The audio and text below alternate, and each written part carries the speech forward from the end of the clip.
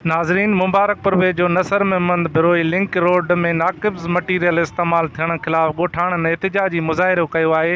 ॻोठाणनि Jacob news सां ॻाल्हाईंदे चयो त जेको असां वटि रोड ठहे तो बिल्कुल नाक़स तरीक़े सां ठहे तो। इन रोड में जेके भी मटेरियल आहिनि 2 नंबर इस्तेमाल थियनि था। ईरानी डांबर आहे, नाक़ुस पत्थर आहे, ऐं जो बरम भी बिल्कुल मट्टी को ख़ाली आहे। बस नाले जो हिकिड़ो रोड आहे, बरम आहे ठहे तो।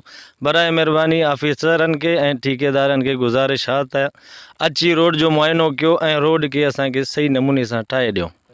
तो गुज़री नथा सघूं, को मरीज़ खणण जे लाइ परेशान आहे, जेका सवारी भी नथी अची सघे। जंहिं कार वारे ॾे फ़ोन कयूं था, बाबा अच मरीज़ खणणो आहे, कोई कार वारो भी पथार हेठि रहिजी कोन नथो अचे। न असां इन जे लाइ तव्हांखे गुज़ारिश आहे असांजो रोड ठाहे ॾियो। डांबर भी 2 नंबर, पत्थर भी 2 नंबर, सिरा भी 2 नंबर, न बरम आहे, न काश आहे, न ठेकेदार अचे तो, न ऑफिसर कोई अचे तो। ठेकेदार के चवण वारो कोई ना आहे, मज़दूरनि के भी चवण वारो कोई ना आहे त असांजो रोड सिधो करनि। हेठि मथे आहे, बराए महिरबानी।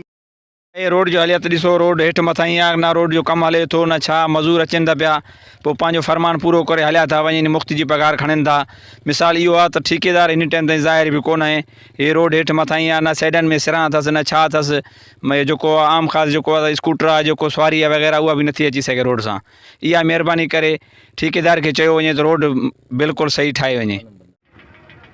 कैमरामैन रियाज़ भुट्टे सां गॾु अल्ताफ़ भुट्टो, जेकब न्यूज़, मुबारकपुर।